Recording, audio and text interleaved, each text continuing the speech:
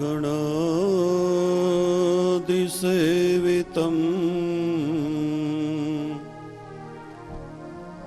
कपित्थजम्बो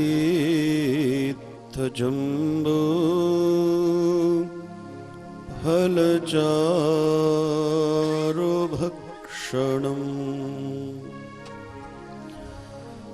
उमासुतं शोक विनाशकारकम्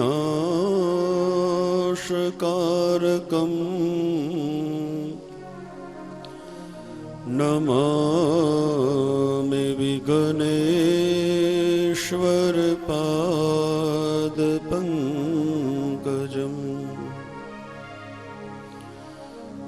श्री कृष्ण राधा वर गोकुलेश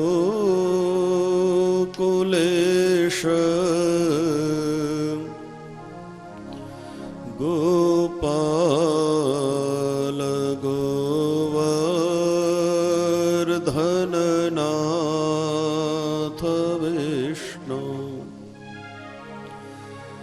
जिह्वे पिबस्वा मृतमे तदेव गोविन्द दामोदर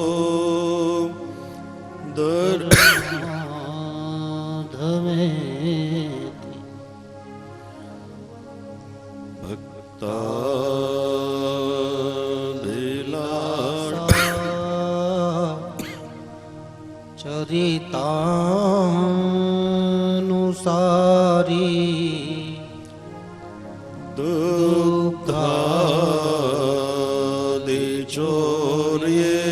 दुग्धादिचौर्येण यशो विसारी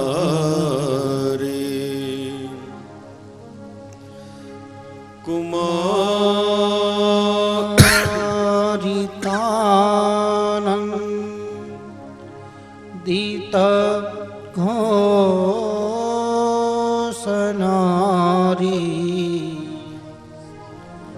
मम प्रभु श्री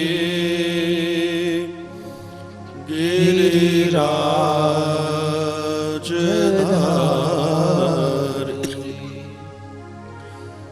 मनोजवं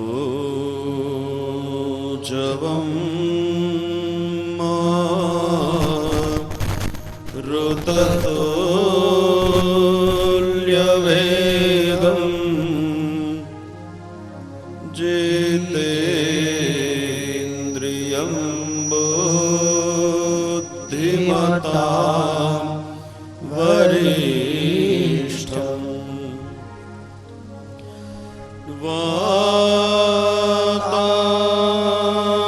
वातात्मजं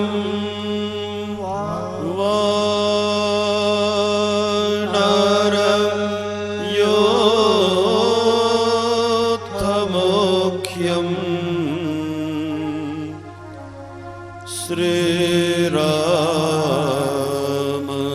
श्रीरामदूतं शरणं प्रपद्ये।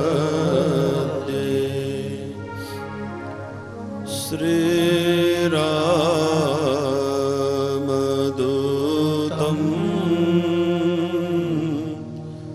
शिरसा नमामि। बोलिए श्री बालकृष्ण लाल की जय, श्री गोवर्धन नाथ की जय। अपने अपने माता पिता की जय, पितृनारायण देव की जय, श्री कुलदेवी माता की जय। ओम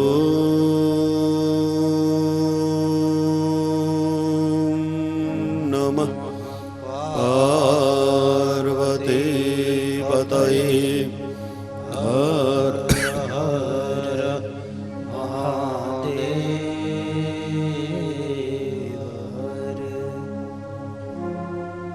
હરે રામ રામ રામ હરે હરે.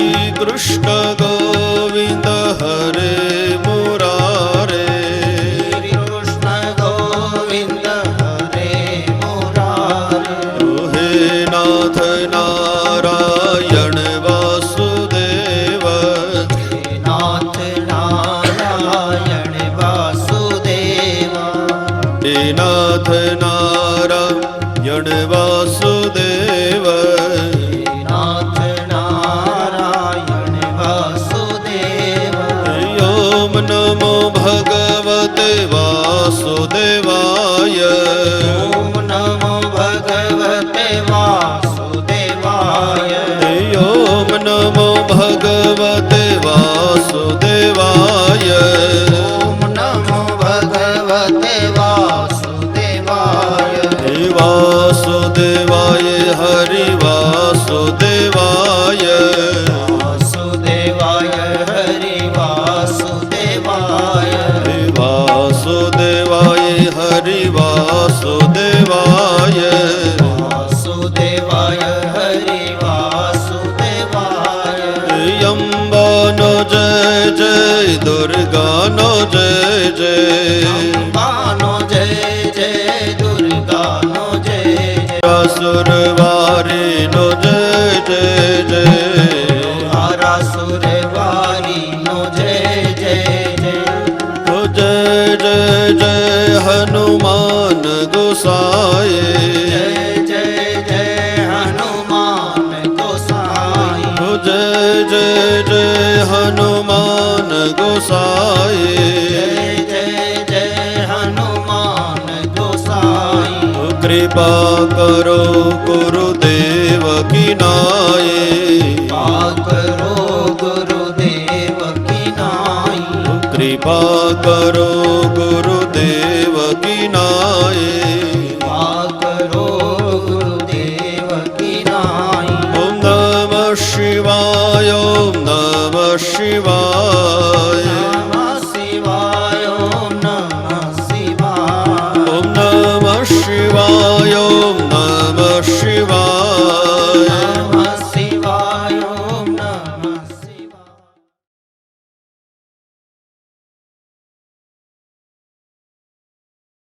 बलधामम्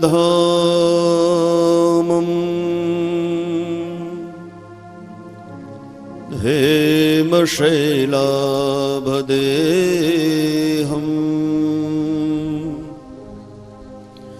धनुजवनकृशानो ज्ञानिनाम् अग्रगण्यम् सकलगुणनिधानम्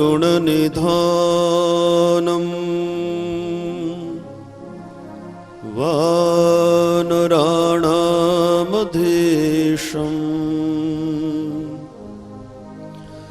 रघुपते प्रियभक्तं वातजातं नमामि।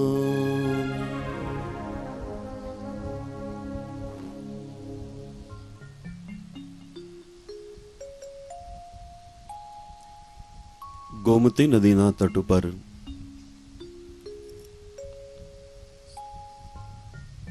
સુતજી મહારાજ એનું આગમન થયું છે.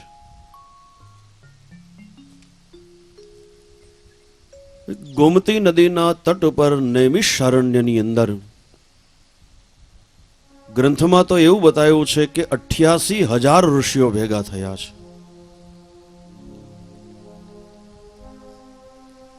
યજ્ઞ કરે છે. હવે આ ઋષિઓ યજ્ઞ શું કામ કરે છે? પોતાના સુખને માટે નહીં, સમાજના શ્રેયને માટે, સમાજના સુખને માટે.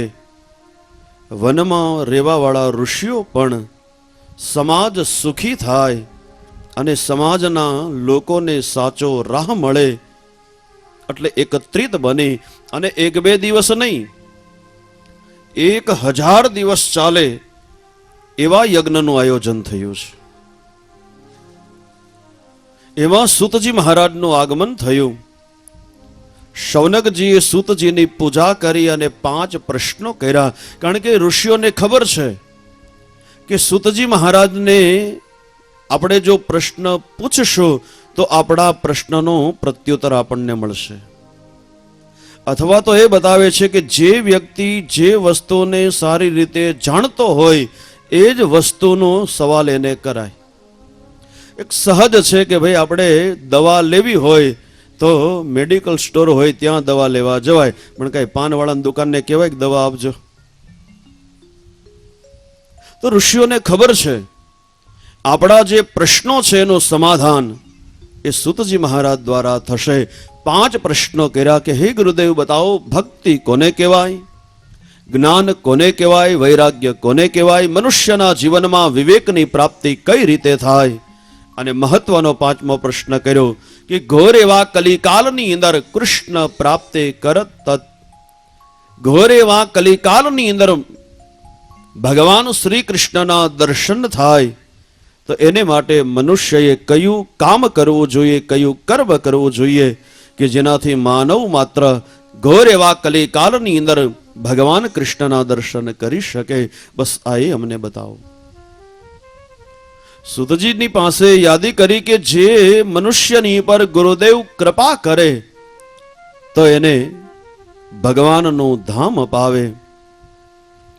સૂતજી મહારાજ એને યાદી કરી કે હે ઋષિઓ, ઘોર એવા કલિકાલની અંદર માનવ માત્રને ભગવાનની પ્રાપ્તિ થાય અને કલિયુગના દોષ, કલિયુગના ક્લેશ એ માનવના મનમાંથી દૂર થાય એટલા માટે હું તમારી પાસે ભાગવતની કથા કહીશ, જે મારા ગુરુદેવની પાસે હું ભણ્યો છું.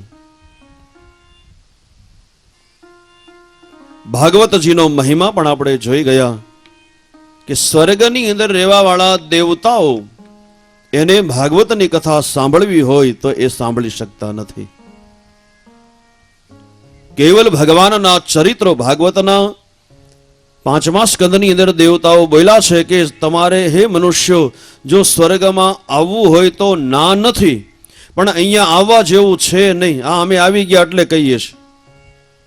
દેવતાઓ બોલ્યા છે કે આ સ્વર્ગની અંદર ભગવાનની કથા નથી, યજ્ઞ નથી, મહોત્સવ નથી, સંતનું સાનિધ્ય નથી. કેવલ તમારા પુણ્યને જો ક્ષીણ કરવું હોય તો સ્વર્ગમાં આવજો, બાકી સ્વર્ગમાં આવવા જેવું છે નહીં.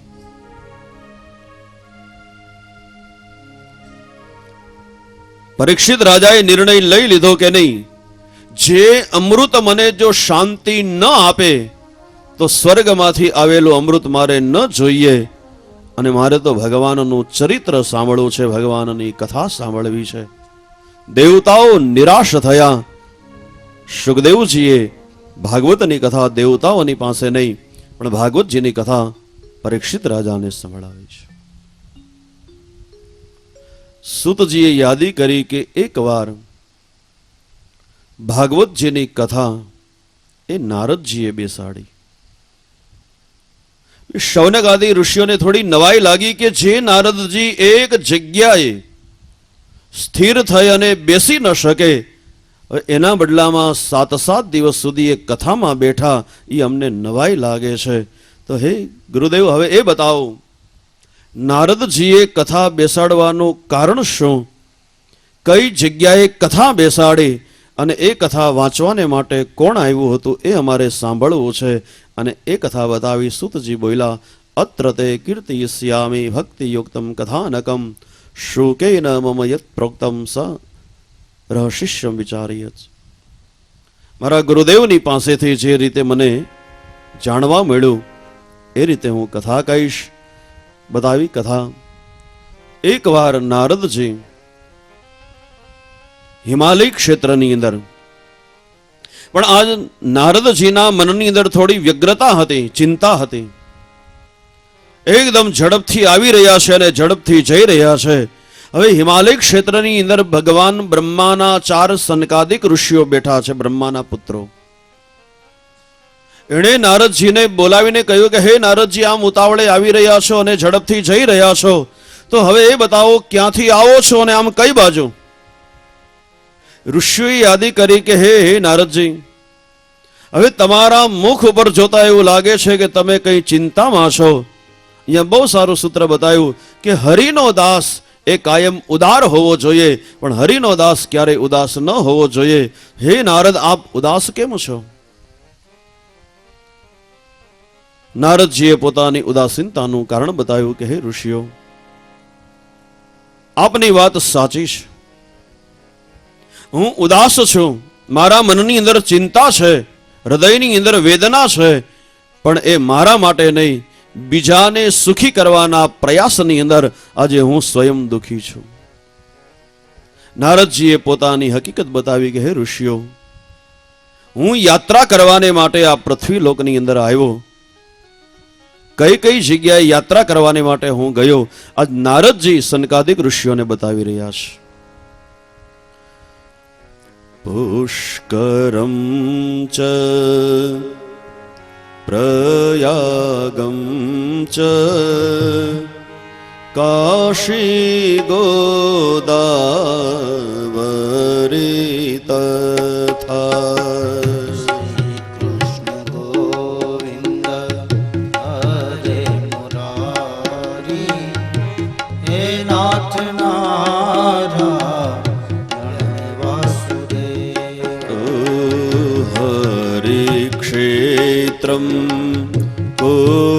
कुरुक्षेत्रं श्रीरंगं सेतुबन्धनं.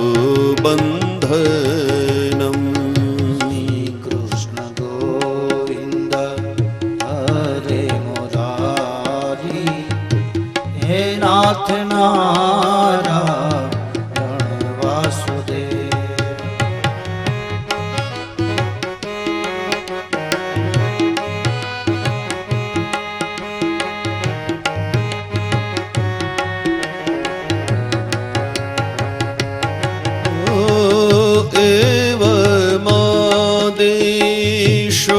तीर्थेषु રમમાણ ઇતસ્તત. શ્રી કૃષ્ણ ગોવિંદ હરે મુરારી હે નાથ નારાયણ વાસુદેવ. કલીના ધર્મ મિત્રેણ ધરેયંબા દેતાદોના. શ્રી કૃષ્ણ ગોવિંદ હરે મુરારી હે નાથ નારાયણ વાસુદેવ. સત્યમ નાસ્તિ તપસોચમ દયાદાનમ ન વિદ્યતે. શ્રી કૃષ્ણ ગોવિંદ હરે મુરારી હે નાથ નારાયણ વાસુદેવ. ઉદર ભરીણો જીવા વરાકાકુટ ભાષેણ. શ્રી કૃષ્ણ ગોવિંદ હરે મુરારી હે નાથ નારાયણ વાસુદેવ.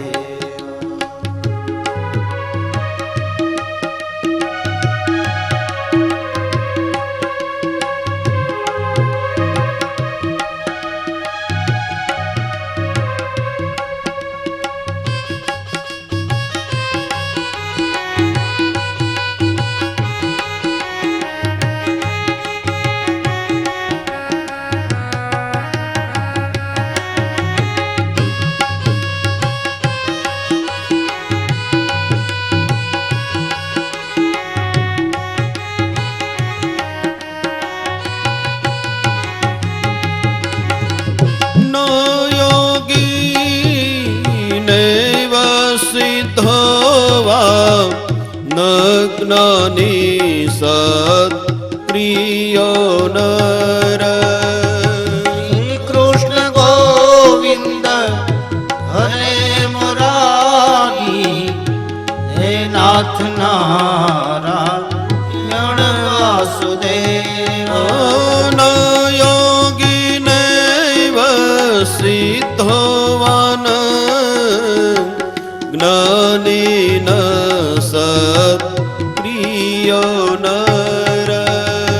શ્રી કૃષ્ણ ગોવિંદ હરે મુરારી હે નાથ નારાયણ વાસુદેવ. કલિદાવા ન લેનાદ્ય સાધનમ ભસ્મતાં ગતમ. શ્રી કૃષ્ણ ગોવિંદ હરે મુરારી હે નાથ નારાયણ વાસુદેવ. પુષ્કરમ ચ પ્રયાગમ ચ કાશી ગોદાવરી તથા. નમો ભગવતે વાસુદેવાય. ઓમ નમો ભગવતે વાસુદેવાય.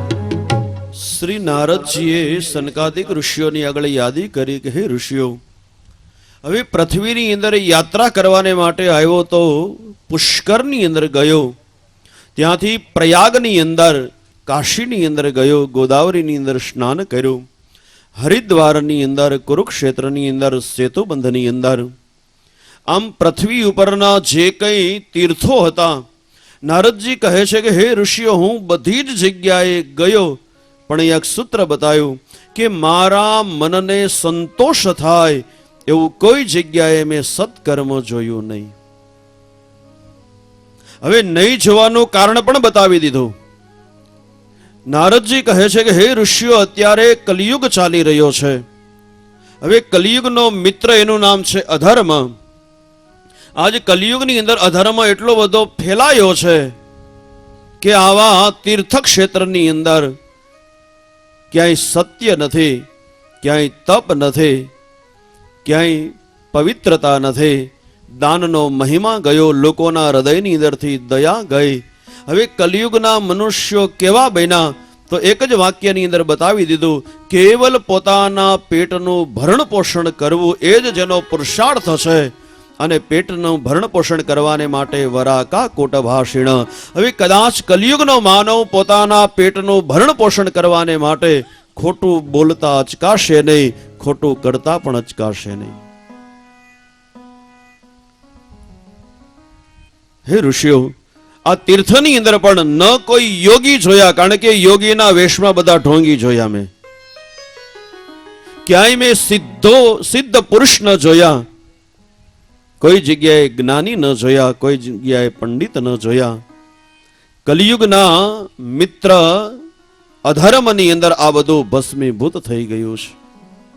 નારદજી કહે છે, મારા મનમાં સહેજ દુઃખ થયું કે તીર્થ ક્ષેત્રની અંદર તો મનને સંતોષ થાય એવું સત્કર્મ થવું જોઈએ, પણ કોઈ જગ્યાએ જોયું નહીં.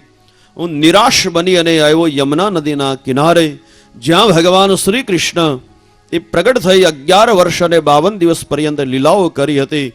નારદજી કહે છે, હા, વૃંદાવનની અંદર આવ્યો ત્યારે મારું મન થોડું પ્રસન્ન થયું, પણ મેં એક દ્રશ્ય જોયું. એક યુવાન સ્ત્રી બેઠી બેઠી રડે છે, એની બાજુમાં 2 વૃદ્ધ પુરુષો સૂતા છે.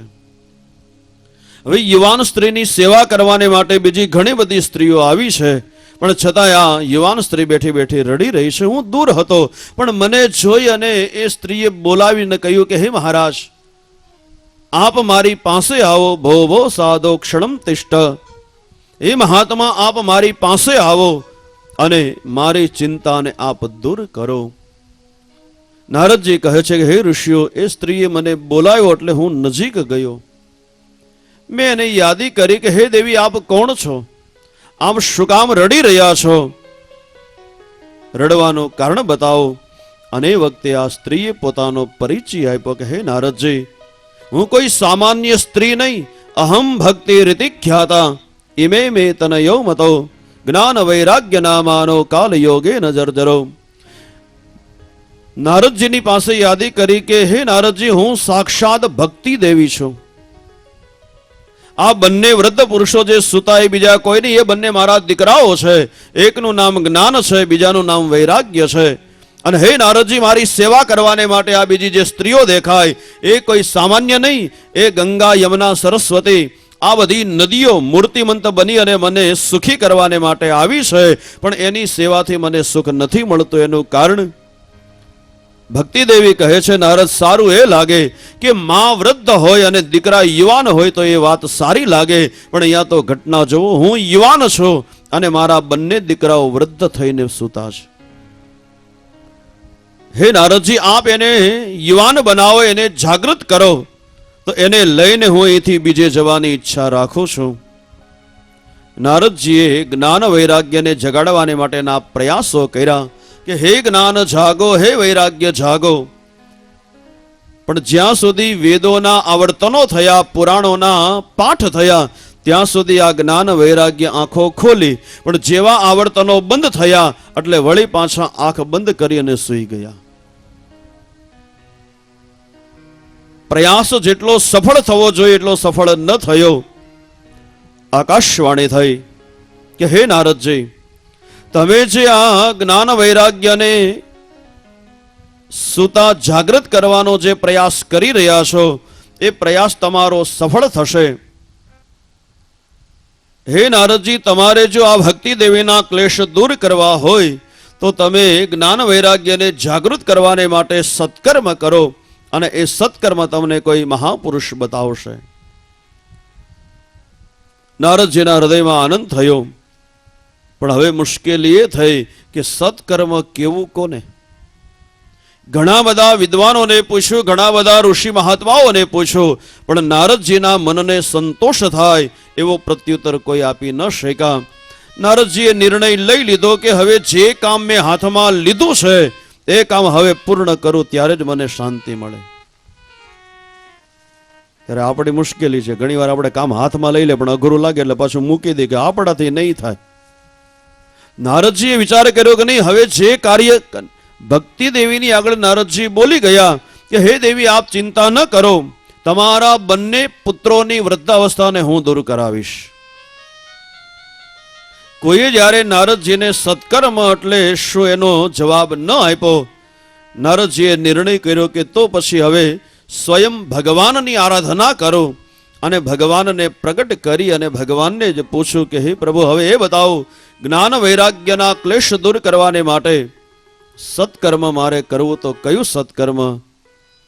નારદજી કહે છે કે હે ઋષિઓ, બસ એટલા માટે આ હિમાલય પર્વતની ઉપર આવ્યો છું કે આ હિમાલય ક્ષેત્રની અંદર ભગવાન નારાયણની આરાધના કરું અને એ ભગવાન મને સત્કર્મ શું એ બતાવે કે જેનાથી ભક્તિ જ્ઞાન અને વૈરાગ્યના દુઃખને હું દૂર કરું. પણ સનકાદિ ઋષિઓ જે હતા એણે યાદી કરી કે હે નારદજી, ઉપાય સુખ સાધ્યોત્ર વર્તતે પૂર્વ એ વહે. હવે આ ઉપાય બહુ સરળ છે. ભગવાનની આરાધના કરવાનો હવે તમારે કોઈ જરૂર નથી, અમે તમને બતાવશું. નારદજી રાજી થયા. નારદજીએ કહ્યું કે બોલો બતાવો સત્કર્મ કોને કહેવાય, અને એક જ વાક્યની અંદર બતાવી દીધું કે સત્કર્મ સૂચકો નોનમ જ્ઞાન યજ્ઞ સ્મૃતો બુધૈ શ્રીમદ ભાગવતા લાપ સતો ગીત શુકાદેવી. સનકાદિક ઋષિઓ કહે છે કે હે નારદજી, કલિયુગની અંદર મોટામાં મોટું કોઈ જો સત્કર્મ હોય તો એ છે શ્રીમદ ભાગવતની કથા. કલિયુગની અંદર ભાગવતની કથા સિવાય બીજું કોઈ શ્રેષ્ઠ નથી, કોઈ મોટું નથી. તો ભક્તિ જ્ઞાન અને વૈરાગ્યના દુઃખને દૂર કરવાને માટે તમે શ્રીમદ ભાગવતની કથા એનું આયોજન કરો. કેવલ ભાગવતની કથા સાંભળવા માત્રથી જ્ઞાન વૈરાગ્ય એની વૃદ્ધાવસ્થા દૂર થશે અને ભક્તિ દેવીના દુઃખ પણ દૂર થશે. નારદજી રાજી થયા, નિર્ણય કરી લીધો કે તો પછી હવે જ્ઞાન યજ્ઞ કરીશ. પણ વળી યાદી કરી કે હે ઋષિઓ હવે એ બતાવો, હવે એ કથા વાંચવાને માટે મારે બોલાવવા કોને? ત્યારે સનકાદિક ઋષિઓએ કહ્યું કે હે નારદજી, કથા વાંચવાને માટે અમે ચારેય ભાઈઓ આવશું. બસ નારદજી રાજી થયા. વળી યાદી કરી કે તો હવે કથા કરવી કઈ જગ્યાએ? કારણ કે ભક્તિ જ્ઞાન અને વૈરાગ્ય આ ત્રણેય જણા યમુનાના કિનારે છે, તો શું કથા અમારે ત્યાં બેસાડવી? સનકાદિક ઋષિઓ કહે છે ના, હવે કથા બેસાડો આપણે ગંગાના તટ ઉપર હરિદ્વારની અંદર. જો કથાનો એ મહિમા હશે, કથાનો એ પ્રભાવ હશે તો આપણે ત્યાં નહીં જવું પડે, પણ એ ત્રણેય જણા એ સુખપૂર્વક આપણે જ્યાં છીએ ત્યાં આવશે. નારદજીના હૃદયની અંદર આનંદ થયો અને એ વખતે નારદજી આવ્યા છે હરિદ્વારની અંદર અને કારતક શુદ્ધ નોમથી કારતક શુદ્ધ પૂનમ આ 7 દિવસ જ્ઞાન યજ્ઞનું આયોજન ગંગા નદીના તટ પર નારદજીએ કર્યું છે. પણ જ્યારે ઋષિઓને ખબર પડી કે નારદજી એ ભાગવતની કથા બેસાડે છે એટલે મોટા મોટા ઋષિ મહાત્માઓ ભાગવતની કથા સાંભળવાને માટે આવવા લાગ્યા છે. અહીંયા તો વ્યાસજીએ નામ બતાવ્યા છે કે જે ઋષિઓના ચરણની અંદર ભગવાન સ્વયં પ્રણામ કરે, પણ એ ઋષિઓને પણ જ્યારે ખબર પડી કે અહીંયા કથા થઈ રહી છે ત્યારે એ ઋષિઓ પણ પોતાના આશ્રમો છોડી છોડી અને ભાગવતની કથા સાંભળવાને માટે ગંગા નદીના તટ ઉપર. ભૃગુ વસિષ્ઠ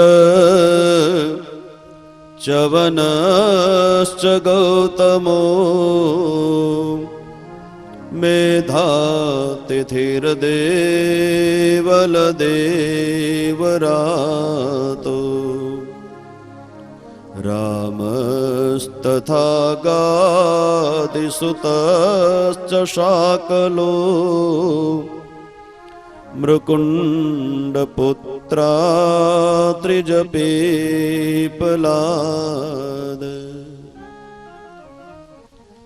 યોગેશ્વરો વ્યાસ પરાશરો ચ છાયા શુકો જાંજલિ જય મુખ્ય સર્વેપ્યભિમુનિગણા સહ પુત્ર શિષ્યા સ્વસ્ત્રીભિરાયુરતે પ્રણયેન યુક્તા.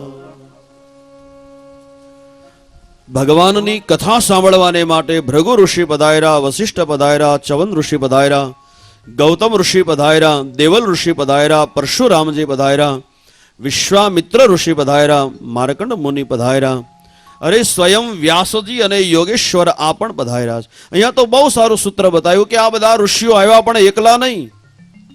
જે ઋષિઓ પોતાના આશ્રમની અંદર વિદ્યાર્થીઓને ભણાવતા હતા એ ઋષિઓ પણ પોતાના શિષ્યોને લઈ અને આવ્યા છે.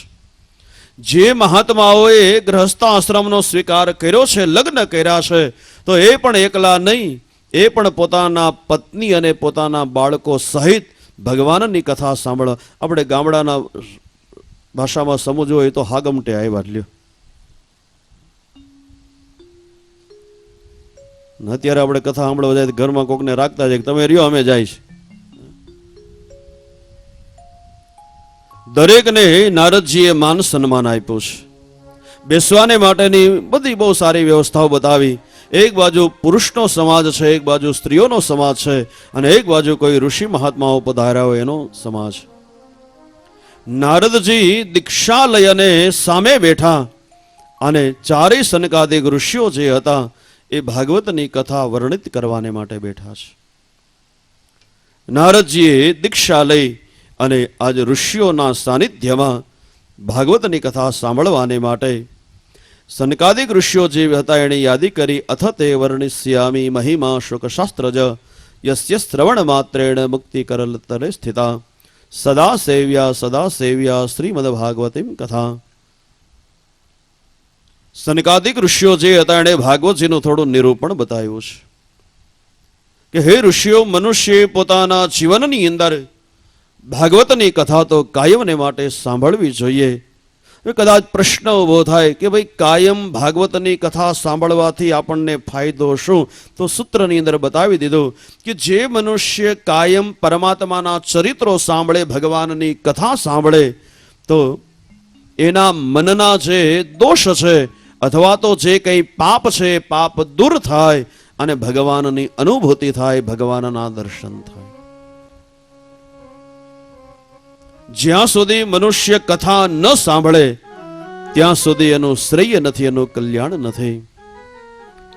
આજ ઋષિઓ એના સાનિધ્યમાં સનકાદિક ઋષિઓએ ભાગવતજીનો મહિમા બતાવ્યો કે હે ઋષિઓ,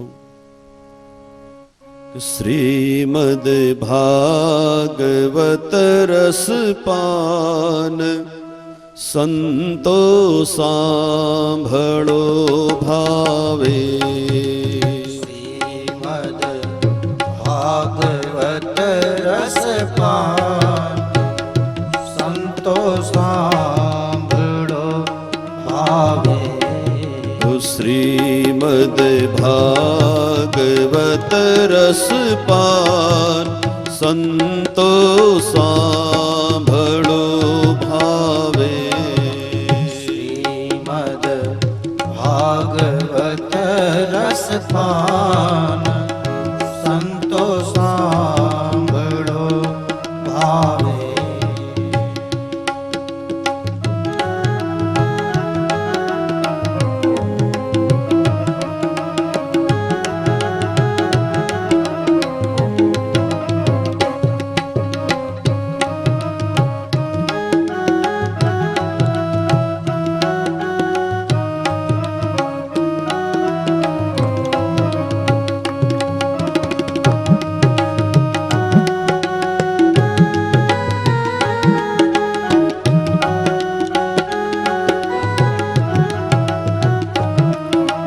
જ્ઞાન મેલું છે ભારી, શુકદેવે લીધું જાણી. જ્ઞાન ભર્યું છે ભારી, સુખદેવે લીધું જાણી. તેમાં જ્ઞાન ભર્યું છે ભારી, શુકદેવે લીધું જાણી એમાં જ્ઞાન ભર્યું છે ભારી સુખ દેવે લીધું જાણી રાજા પરીક્ષિત દીધા તારી સંતો સાંભળો ભાવે રાજા પરીક્ષિત લીધા તારી સંતો સાંભળો ભાવે રાજા પરીક્ષિત દીધા તારી સંતો સાંભળો ભાવે રાજા પરીક્ષિત લીધા તારી સંતો સાંભળો ભાવે શ્રીમદ ભાગવત રસપાન સંતો સાંભળો ભાવે શ્રીમદ ભાગવત રસપાન સંતો સાંભળો ભાવે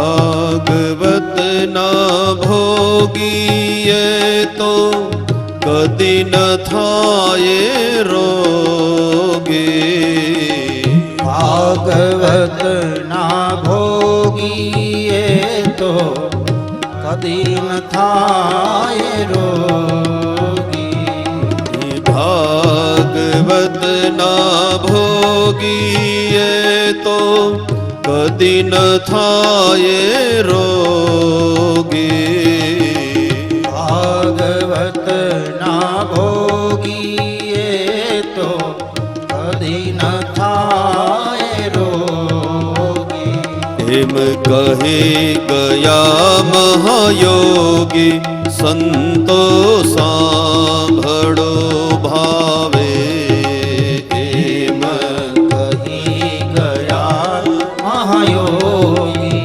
સંતો સાંભળો ભાવે એમ કહી ગયા મહાયોગી સંતો સાંભળો ભાવે એમ કહી ગયા મહાયોગી સંતો સાંભળો ભાવે શ્રીમદ ભાગવત રસપાન સંતો સાંભળો ભાવે શ્રીમદ ભાગવત રસપાન સંતો સાંભળો ભાવે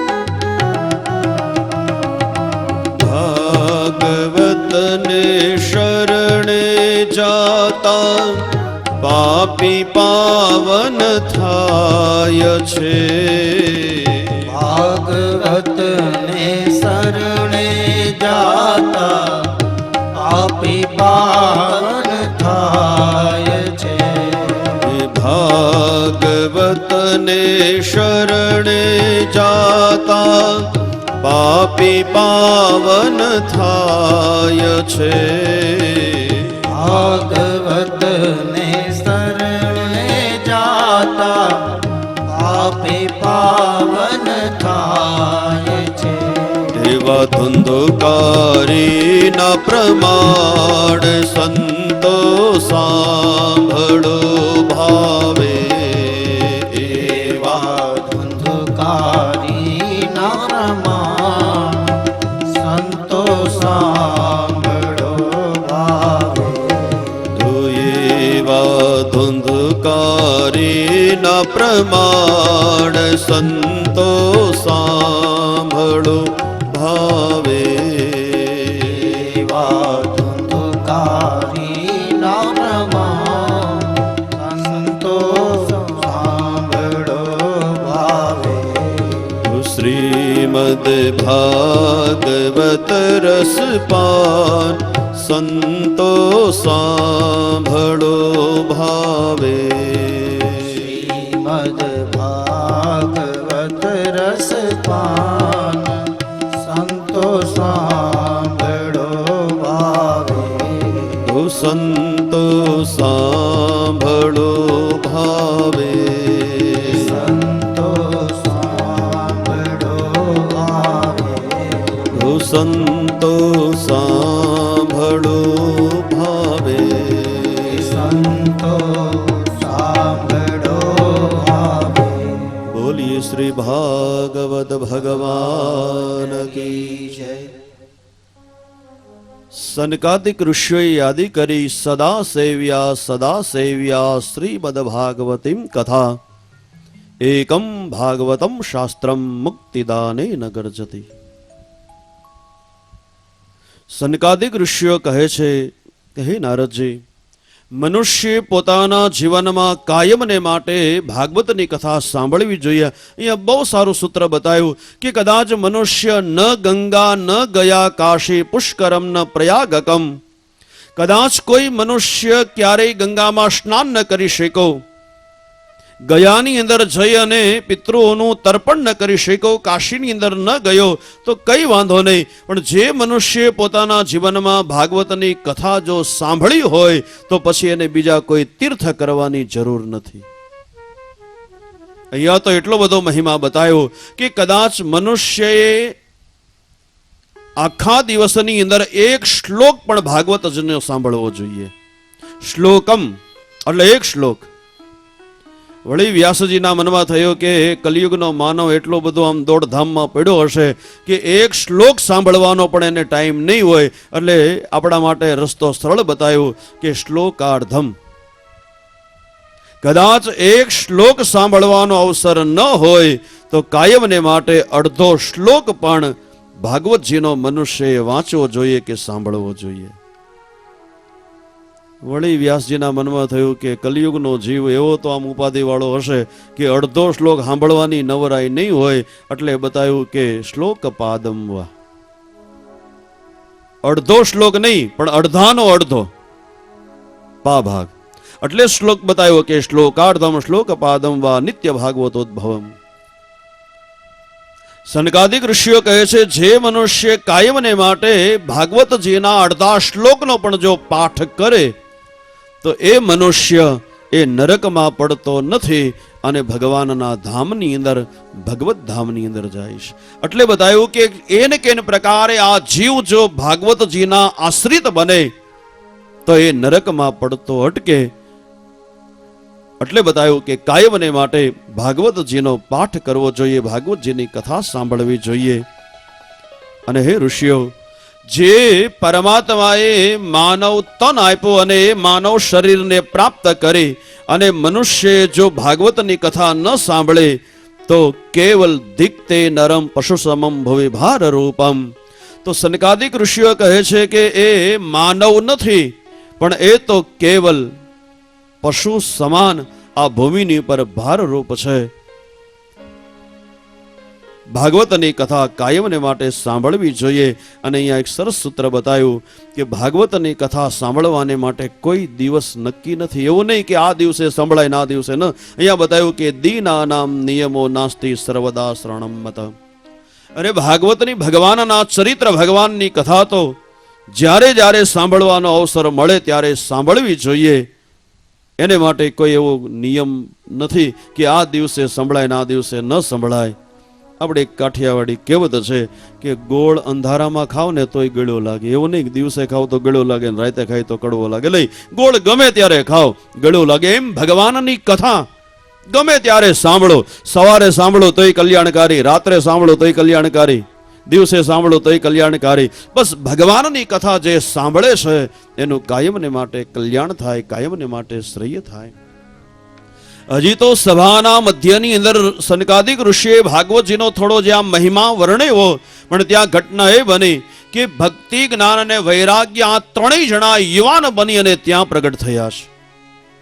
નારદજીએ યાદી કરી, આપ છો કોણ? ત્યારે કહ્યું કે હું સાક્ષાત ભક્તિ દેવી. હે નારદજી, ધન્યવાદ છે તમને કે આજ અમારા બધાના દુઃખને દૂર કરવાને માટે તમે આ ભાગવતની કથા ગંગાના તટ ઉપર બેસાડી. આ બંને મારા પુત્રો જે કાળના યોગથી જર્જરિત બની અને વૃદ્ધ બન્યા હતા, અશક્ત બન્યા હતા, પણ આજ ભાગવતનો પ્રભાવ પ્રાપ્ત થયો અને મારા બંને પુત્રો એની વૃદ્ધ અવસ્થા દૂર થઈ આ યુવાન બનીને અહીંયા આવ્યા છે તમારી કથાની અંદર. નારદજીના હૃદયની અંદર આનંદ થયો કે હજી કથા પૂરી થઈ નથી અને હજી તો કથાની શરૂઆત કરી, ત્યાં અમને સફળતા મળી ગઈ. દરેકના હૃદયની અંદર નારદજીએ બેસવાને માટેની યાદી કરી અને આજ તમામ લોકોના હૃદયની અંદર ભક્તિ દેવીએ પ્રવેશ કર્યો. પણ આજ ભક્તોના હૃદયની અંદર ભક્તિ દેવીએ પ્રવેશ કર્યો અને દરેક લોકોના મન જે હતા એ એકાગ્ર થયા. અને ઘટના એ બની કે આજ સ્વયં પરમાત્મા એ પોતાનો લોક છોડી અને ગંગાના તટ ઉપર હરિદ્વારની અંદર કથાની અંદર પ્રગટ થયા છે. દરેક ભક્તો જે હતા એણે ભગવાન નારાયણના ચરણની અંદર વંદન કર્યા.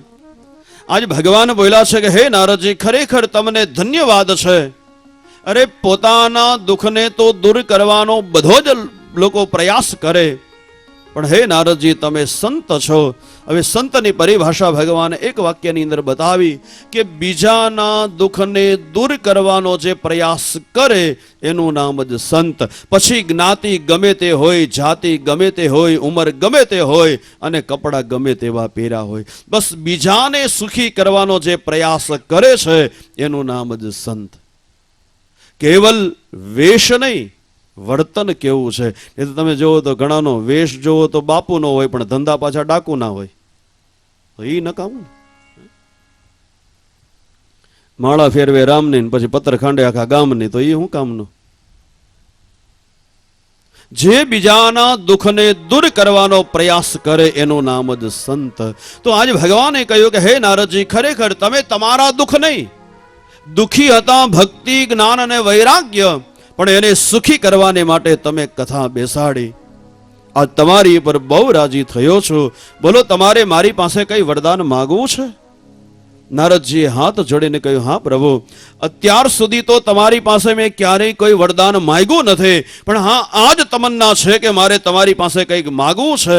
ભગવાને કહ્યું, બોલો નારદજી શું જોઈએ? આપ જે માગો એ આપો. નારદજીએ બહુ સારું માંગ્યું છે, થોડું ધ્યાન દેના. નારદજી કહે છે કે હે પ્રભુ, તો સાંભળી લ્યો વરદાન કયું માગું છું. જેમ મેં આ ગંગાના કિનારે ભાગવતની કથાનું આયોજન કર્યું અને મારી કથામાં આ પ્રત્યક્ષ પ્રગટ થયા અને લોકોને દર્શન દીધા, તો હે પ્રભુ આપની પાસે વરદાન એ માગો છો કે હવે પછી કલયુગની અંદર કોઈ પણ મનુષ્ય પોતાના આંગણે ભાગવતની કથા બેસાડે તો તમે જેમ મારી કથામાં આવ્યા છો એમ તમારે 7 દિવસની અંદર એક વખત કલયુગની અંદર જેને ત્યાં કથા હોય એને ત્યાં તમારે જવાનું, આ હું માગું છું. ભગવાને કહ્યું, ભલે નારદ, વચન આપો છો કે હવે પછી કલયુગની અંદર કોઈ પણ જગ્યાએ કથા હશે તો 7 દિવસમાં હું એકવાર ત્યાં જરૂર જઈશ. સમજી લેજો ભાઈ, આજે ભગવાન આવે છે, પણ મુશ્કેલ એ છે ભગવાન કયા વેશમાં આવે છે એની આપણને ખબર નથી. બાકી ભગવાન એનું વચન, જ્યાં રામજીની કથા હોય ત્યાં હનુમાનજી આવે અને જ્યાં ભાગવતની કથા હોય ત્યાં સ્વયં પરમાત્મા નારાયણ આવે છે. એટલે તો ભાગવતજીની અંદર 6ઠા અધ્યાયની અંદર યજમાનને માટે થોડા નિયમો બતાવ્યા કે ક્રોધ કરવો નહીં, કોઈનું અપમાન કરવું નહીં. એટલા માટે કે કિસ બેશ મેં નારાયણ આ જાય, ભગવાન કયા રૂપની અંદર આવે તો વાણીથી પણ આપણો અપરાધ ન થવો જોઈએ. ભગવાને કહ્યું ભલે 7 દિવસની અંદર હું એક દિવસ આવીશ. ભગવાન રાજી થયા. ભગવાન જે હતા એ અંતર ધ્યાન થયા. સનકાદિક ઋષિઓ જે હતા એને યાદી કરી કે હે નારદજી, મનુષ્ય ગમે એવા પાપ કર્યા હોય, ગમે એવા અપરાધો કર્યા હોય, પણ જો એ ભગવાનના શરણની અંદર જાય અને ભાગવતની કથા સાંભળે તો ભાગવતની કથા સાંભળવાથી એ મનુષ્યનું કલ્યાણ થાય. ગમે એવો અભાગી જીવ હોય, ગમે એવો દુર્ભાગી જીવ હોય, એ પણ જો કથા સાંભળે તો કલ્યાણ થાય. નારદજીએ કહ્યું, હા મહારાજ ઉભા રહો. આપ એમ કહી રહ્યા છો કે ગમે એવો અપરાધ કર્યો હોય, ગમે એવી ભૂલ કરી હોય, ગમે એવા પાપ કર્યા હોય, એ પાપી મનુષ્ય પણ જો કથા સાંભળે અને કલ્યાણ થાય, એનો ઉદ્ધાર થાય, એમ આપ કહી રહ્યા છો. પણ કોઈ પ્રમાણ ખરું? અને વાત સાચી ત્યારે મનાય કે જ્યારે એ વાતનું પ્રમાણ હોય ત્યારે ઋષિઓની પાસે યાદી કરી કે હા નારદજી, તમારી પાસે હું એક સત્ય કથા બતાવીશ, જે સાંભળવાથી તમારા મનનો સંશય દૂર થશે. આમ કહી અને એક નાની એવી સત્ય કથા બતાવી કે હે નારદજી, પૂર્વકાળને વિશે તુંગભદ્રા નદીના કિનારે એક નાનું એવું ગામ છે. એ ગામની અંદર સદાચાર પવિત્ર બ્રાહ્મણ રહે, નામ છે આત્મદેવ. જે નાના એવા ગામની અંદર રહેવા છતાં પણ વેદનું અધ્યયન કરી અને સમાજની વેદનાઓને જે દૂર કરે, પોતાનું જે કર્મકાંડ એની અંદર એ બહુ હોશિયાર છે. ગામની અંદર શ્રીમંત તરીકે કોઈ હોય તો આત્મદેવ બ્રાહ્મણ છે. એના લગ્ન થયા, એમના પત્નીનું નામ છે ધુંધલી. પણ હવે એમ વિચારે કરીએ તો અહીંયા બેયના સ્વભાવ થોડા જુદા છે. આત્માદેવ સરળ છે, શાંત છે, પવિત્ર છે અને સદાચારી છે, અને કારણ વગર ક્યારેય કોઈની સાથે વાતચીત પણ કરે નહીં. ત્યારે એમના જે પત્ની છે ધુંધલી, હવે એને બતાવ્યું કે લોક વાર્તા રતામ ક્રૂરા પ્રાયસો બહુ જલ્પિકા.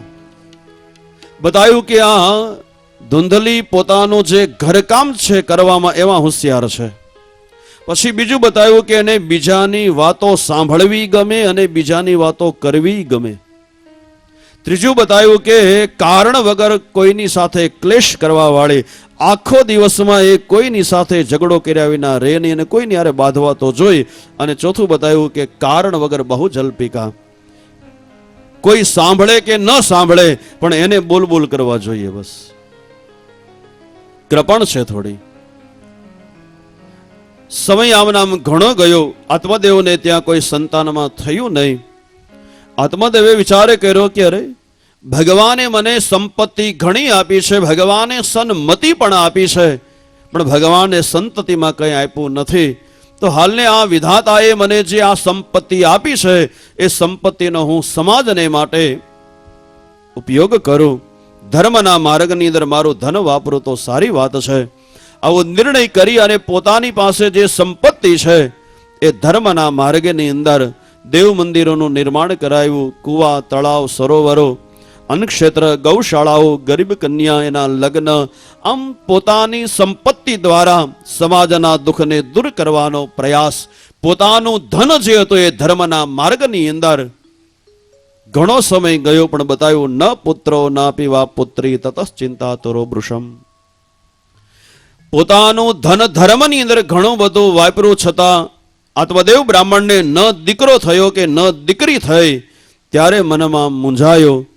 આજ સંતાન નથી એટલે આજ થોડું દુઃખ થયું અને મનોમન નિર્ણય કરી લીધો કે હવે જો વિધાતાએ મને સંતાનનો યોગ મારા ભાગ્યમાં લખ્યો જ ન હોય તો પછી હવે આ ઘરે રહી અને કરવું શું? આ ઘર કોને માટે? આ ધન કોને માટે? આ પૈસો કોને માટે? નિર્ણય કરી લીધો, જો સંતાન ન હોય તો હવે મરી જવું એ શ્રેષ્ઠ છે. મરવાનો નિર્ણય લઈ અને આવ્યો આત્મદેવ વનની અંદર. વિશાળ પાણીનું તળાવ છે, એમાં પડવાનો નિર્ણય લીધો, પણ ત્યાં કોઈ મહાત્માને બેઠેલા જોયા.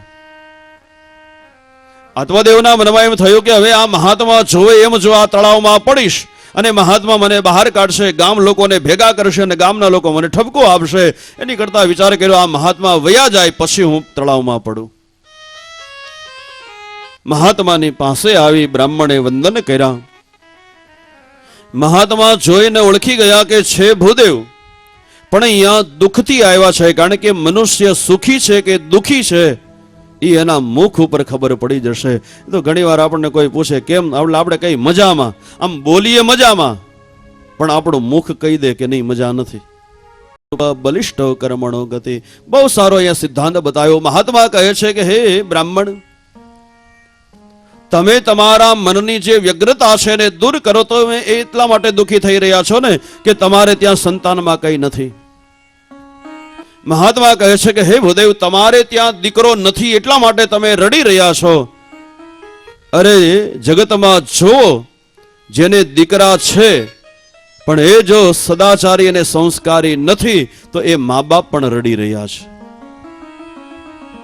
મહાત્મા કહે છે કે હે ભૂદેવ, તમે એમ માનો છો કે દીકરા હોય તો સુખ મળે અને દીકરા ન હોય તો સુખ ન મળે, એ તમારી મનની માન્યતા છે. અરે સગર રાજાને એક નહીં 60,000 દીકરાઓ હતા, પણ છતાંય સગર રાજાને સુખ નહોતું મળ્યું. અંગ નામના રાજાને ત્યાં વેન જેવો દુષ્ટ પુત્ર થયો. જે પુત્રને પ્રાપ્તિ કરવાને માટે અંગ રાજાએ ભગવાનની માનતા રાખી અને માનતા કર્યા પછી એને ત્યાં પુત્ર થયો. પણ ઘટના એ બની કે માનતા કરવાથી જે પુત્ર થયો એણે મા બાપની વાતો ક્યારેય માની નહીં. પરિણામ એ આવ્યું કે અંગ રાજાએ ઘર છોડી અને વનમાં વયું જવું પડ્યું. હે ભૂદેવ, તમે જો એમ માનતા હો કે સંતાનથી જ સુખ મળે તો એ માન્યતા ખોટી છે. હે ભૂદેવ, તમારા ભાગ્યની અંદર સંતાનનો યોગ, અહીંયા યાદી કરી કે આ જગતની અંદર જે કોઈ ભેગા થાય છે એ એકબીજાના ઋણાનુબંધ મુક્ત કરવાને માટે જ.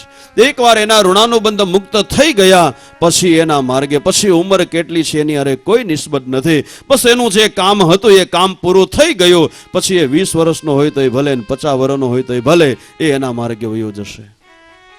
મહાત્મા કહે છે કે આ જગતની અંદર જે કઈ સંબંધો છે એ તમામ સંબંધો કંઈક અને કંઈક ઋણાનુબંધના છે ભાઈ. હે ભૂદેવ, મારા યોગના પ્રભાવથી હું જાણી શકું છું કે તમારે આ જન્મની અંદર નહીં પણ તમારે ત્યાં 7 જન્મની અંદર સંતાનનો યોગ નથી અને નથી. ગમે એટલો પ્રયાસ કરશો તો તમને સફળતા નહીં મળે. મહાત્માની પાસે બ્રાહ્મણે કહ્યું કે હે ગુરુદેવ, હવે કદાચ મારા ભાગ્યની અંદર સંતાનનો યોગ ન હોય તો તમારા ભાગ્યની અંદરથી પણ મારે સંતાન જોઈએ એટલે જોઈએ. જો કે મહાત્માએ કહ્યું કે હે ભૂદેવ, વિધાતાએ જેના ભાગ્યની અંદર એકવાર જો લીખ દિયા એને પછી કોઈ મટાડી ન શકે. પછી એ દેવ હોય તોય ભલે, દાનવ હોય તોય ભલે, માનવ હોય તોય ભલે, જ્ઞાની હોય તોય ભલે, ઋષિ હોય તોય ભલે, પંડિત હોય તોય ભલે, પણ એકવાર વિધાતાએ જેના ભાગ્યની અંદર જે લેખ લખી દીધા તો એને કોઈ ફેરફાર કરી ન શકે. તમારા ભાગ્યની અંદર કંઈ લખાયેલું નથી. આમ જોઈએ તો વાત સાચી ભાઈ, જેના પ્રારબ્ધની અંદર, જેના ભાગ્યની અંદર વિધાતાએ જે લખ્યું છે એને કોઈ ફેરફાર ન કરી શકે. જે આપણા પ્રારબ્ધમાં નથી, જે આપણા ભાગ્યમાં નથી, એને લેવાને માટે ગમે એટલો પ્રયાસ કરશો તો હાથમાં નહીં આવે. અને જો આપણા પ્રારબ્ધમાં છે, આપણા ભાગ્યમાં છે, તો એ આપણા હાથમાંથી કોઈ લઈ નહીં જઈ શકે.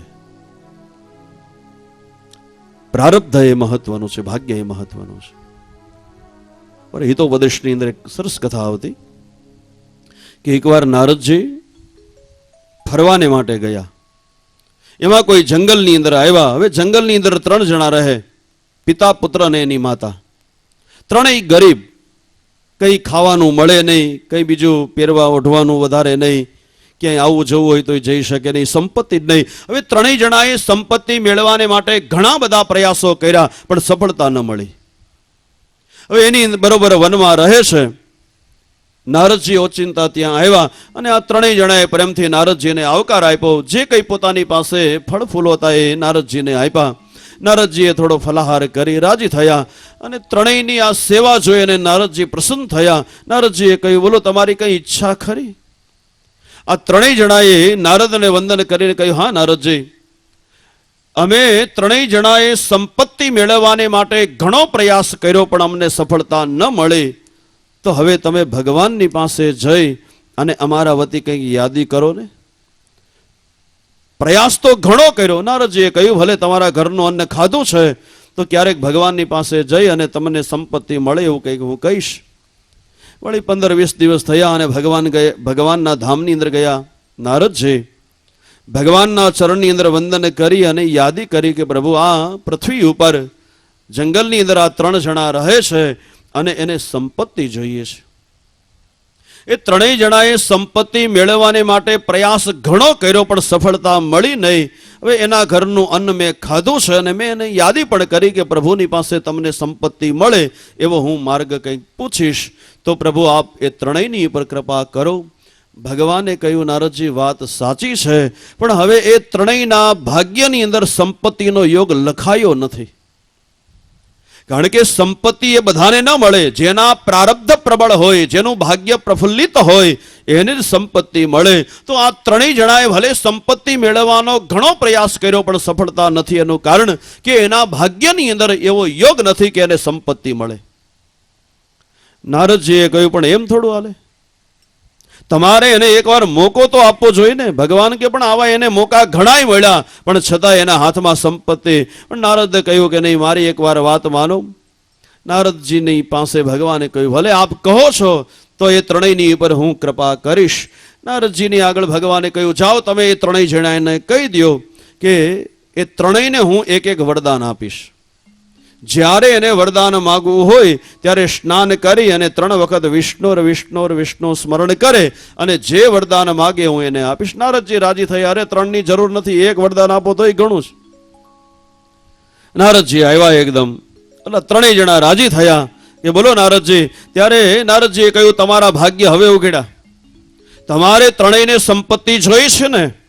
અરે ભગવાને તમને ત્રણેયને એક એક વરદાન આપવાનું વચન આપ્યું.